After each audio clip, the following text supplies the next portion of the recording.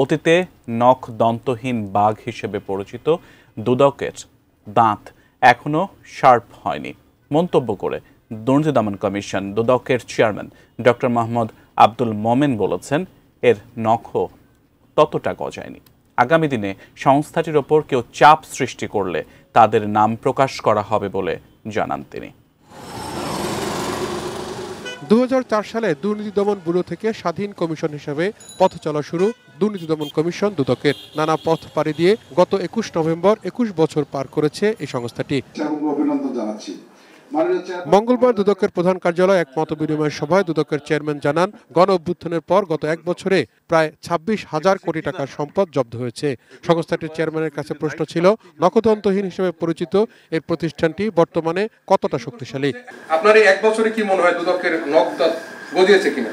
দুদককে এখন নখদন্তহীন বাঘ কিনা? দুদকের দাঁতও যতটা শার্প হওয়া দরকার ছিল ততটা শার্প এখনো হয়নি, নখও পুরোপুরি গজায়নি, মাঝে মাঝে একটা পর্যায়ে আছে। আমরা আশা করি সবার সহায়তায় দন্ত সর্বস্ব এবং নখ সর্বস্ব প্রকৃত একটি ভালো প্রতিষ্ঠানে পরিণত হবে। সব মশার বিরুদ্ধে সুরক্ষা দিতে এলো বসুন্ধরা এক্সট্রিম অ্যারোসল, মশার বিরুদ্ধে এক্সট্রিম সুরক্ষা। আসন্ন জাতীয় নির্বাচনে কালো টাকার দূরত্ব থাকতে পারে আশঙ্কা করে দুদক চেয়ারম্যান বলেছেন, প্রার্থীদের হলফনামায় দৃষ্টি থাকবে দুদকের। এমন যদি হতো যে যারা নির্বাচনে দাঁড়াবেন, সরকার যদি একটা ঘোষণা দিত যে এটা দুর্নীতি দমন কমিশনে তাদের সম্পদ আগে দাখিল করতে হবে, আমরা এটা নিয়ে একটা টাস্কফোর্স গঠন করতাম।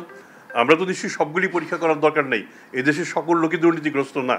আমাদের যেগুলিতে বড় বড় সন্দেহ হতো সেই সন্দেহের কাজগুলি আমরা আগে পরীক্ষা করে আমরা হয়তো নির্বাচন কমিশনকে বলতে পারতাম যে এগুলিতে আমাদের সন্দেহ আছে। দেশে দুর্নীতির ধরনের পরিবর্তন এসেছে বলেও জানান আব্দুল মোমেন। যারা দুদকে অন্যায়ভাবে চাপ প্রয়োগ করেন আমরা তাদের নামও প্রকাশ করে দেব।